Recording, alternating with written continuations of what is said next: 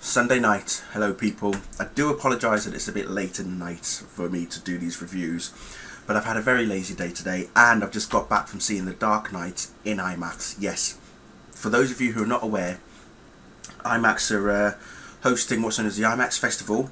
Started a couple of days ago, running for 3 weeks, where they're re-releasing movies back into the IMAX format. As I say, The Dark Knight, which we've just been to see tonight. There's also Watchmen, Sucker Punch, Avatar, Batman Begins, Inception, Star Trek, Tron, and a few other sort of documentaries in there as well.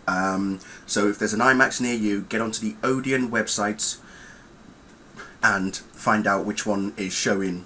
It's running the IMAX Festival. You don't want to miss it. So any films that you didn't get to see in IMAX, now is your time. You've got the next 3 weeks. Go.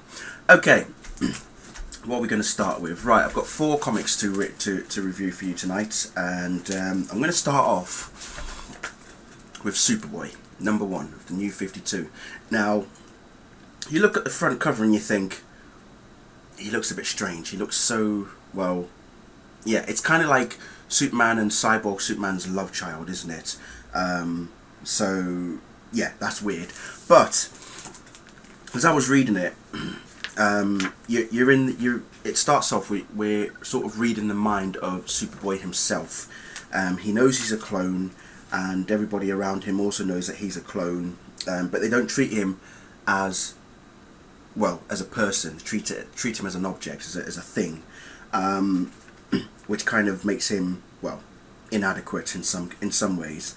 He's basically due for termination, but there's a woman, a female scientist, who telepathically, as I would say, tell him to like fight, to not accept the termination, or which he does to a certain extent, that he actually pretty much destroys and kills everybody that was in the lab, barring the redhead doctor, who is, sorry, down here. It's very difficult when you're looking on the other side.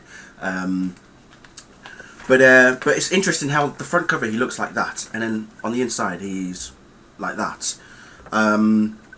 We don't know who the we don't know who the human DNA donor is. It could be Lex. It might not be, because we all remember way back in the 90s, after the return of Superman, that it was revealed that Lex was the other half of Superboy's clone, Superman being the other. So yeah, it goes on, and he's then treated like a lab rat. He's been put in a virtual reality simulation. They want to see how he responds to the environment around him, how he's coping with, like living on a farm.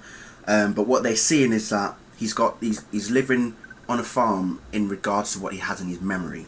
So they're trying to wonder why he's, why has he picked a farm? Why somewhere in Kansas? Things like that. So it's still brand new. It's still fresh. There's still a lot of things to get used to. Lois Lane is involved as well. So there's so much going on, and then a mysterious character by the name of Zaniel arrives and pretty much wants to take Superboy. For what purpose, we don't know, but I tell you what, right?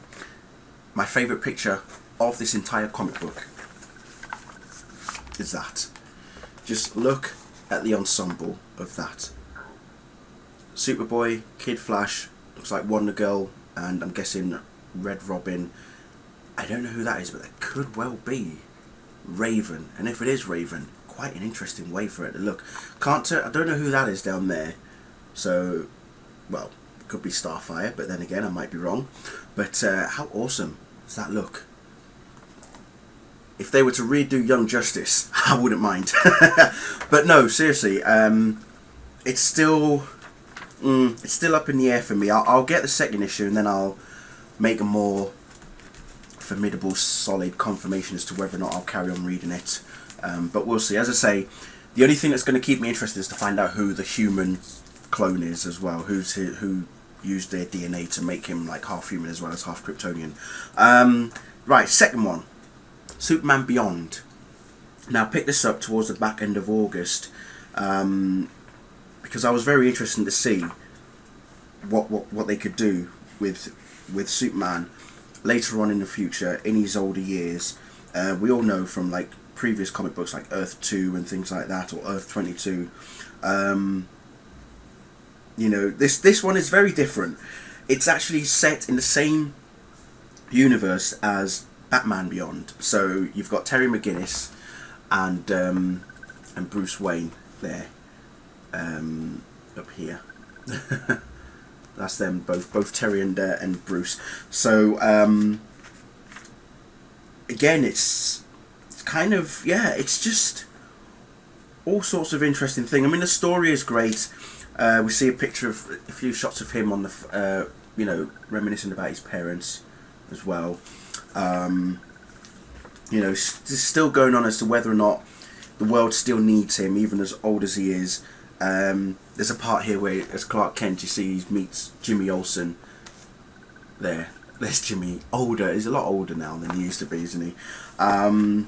So, and then someone breaks free from prison, gets mixed up with some sort of toxic chemical thingy, and it turns him into pretty much a hardened supervillain. And all he wants to do is just be with his daughter again. But obviously goes about it the wrong way. But it's not that really interested me. As I was further on to reading this, we meet. Is this the right one? Am I thinking this is the right one? Let me just quickly go further in. Oh no! I'm thinking of something else entirely. Sorry, forget it. But yeah, no. As I say, I mean, if you've seen Batman Beyond, you've seen how old Bruce Wayne is. This pretty much works in a similar sort of format. The artwork pretty much is the same as it is in the on the TV show. You know, Superman really does. It just looks, well, he's older, and it's just different. The costume, as you can see, is different as well. Down there, you see he's been killed. Even though he's been killed, he still saved the criminal. But luckily for him, he was able to heal. So yeah, he was able to heal. You know, as you can see over there. And then the end bit where him and Bruce are talking. I just love that. It's really, really good to see that. Really, really good to see that. So, quite an emotional, sentimental type of comic book. I don't know if they were trying to like use this as a bridge gap between, well, whatever really. But interesting story. That's all I can say. The artwork very good. So yeah, very, very interesting. If you've picked it up, let me know what you thought of that. Next, this was excellent. Batwoman. Okay, J.H. Williams III, W. Hayden Blackman. I can see why this was so popular when it first came out earlier in the year or back end of last year. And then you've reading it, and it's something so paranormal about Batwoman. But I love, really, really love, right? There's nothing better, not just the story, but the art is amazing. The drawing is exquisite. I love how the transition between Kate Kane and Batwoman is done. I mean, she looks so... She's just so pale. She's redhead, but she is so pale. It's just incredible. I mean, look at this one here. Look at her, so pale. And then when she turns into Batwoman, it's just a whole different person altogether. Then there's the relationship between Kate and Maggie Sawyer, and as well as Renee Montoya as well. So all three of them being lesbians that they are. You know, Kate used to go out with Renee, but Maggie always had but she still had a soft spot for Maggie as well. There's an issue regarding Kate's father as well, certain Jack Kane. Is it Jack or is it Jason? I can't remember. Is it Colonel? He's a Colonel. And it's just, yeah, it's amazing. It really is amazing. Quite an interesting story. And a revelation comes about regarding Kate's sister. Even I didn't know about it, to be fair. And it all involved her father. but then at the end, don't want to spoil the end if you haven't read it. I really don't want to spoil the end, but Batwoman gets propositioned, a very good proposition by the way, not a bad way, but yeah, a very special guest shows up at the end. So we've also got Jim Gordon, as I say, Maggie Sawyer's in there, Black Hand, not Black Hand, Black Skull. So there's a lot of serious potential. I'm going to stick this one out. I really am going to stick this one out. I mean, look at that. Like I say, Batwoman, definitely worth it. So that was excellent. Last one for tonight. The dynamic duo that is Batman and Robin. Now, I tell you what, ladies and gentlemen, I've read a lot of Batman and Robins. I've watched the cartoons and the TV shows and whatnot. But I have to say, this has to be the best partnership going so far. And it's brand new. It's fantastic. Damian and Bruce Wayne. Who would have thought? And I tell you what, Damian is so cocky. It's unbelievable. He is such a cocky, arrogant twat. But that's what makes him so entertaining and so amazing to read. He is so much like Bruce. It is just unreal. Part of me actually tells me what, you know, I look at Damian and it's like, could this have been Bruce if his parents were alive? Or, you know, what was Bruce really like before his parents died, kind of thing. But Bruce was always a very quiet, gentle soul. But obviously after the death of his parents, that's when he snapped. What is interesting is that he says that he no longer wants to celebrate the death of his parents. He wants to now honour their wedding anniversary rather than the final nights that they were on the planet. Which is kind of interesting, and I don't know how that's going to go, but we'll see. Maybe time will change, maybe he'll change his mind, but it is very strange of him to do that. Maybe it's because of Damian. Maybe now he wants to enjoy life with Damian. He wants to enjoy, you know, the presence of someone in his family being around, not just Alfred as well, but obviously now he's got Damian around. He's got to start, you know, thinking of the good things, kind of thing. I would imagine that's probably what it's about. But yeah, like I say, Damian Wayne is just incredible, especially as Robin. He is so funny, very hot-headed, overconfident, and just gives no thought to the process, even though Bruce is telling him this is how we need to do things. And, you know, he pretty much gets into trouble, but he's a kid. You know, he's a kid. What else is a kid supposed to do?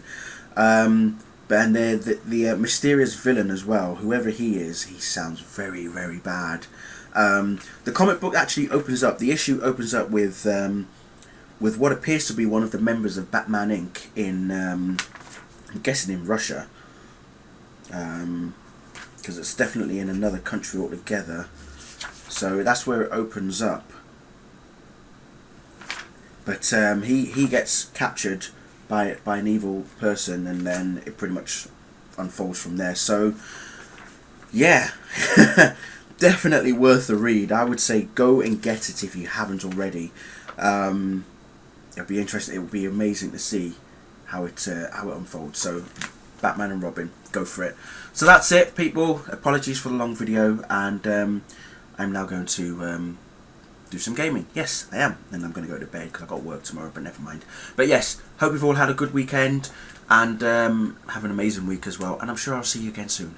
Bye.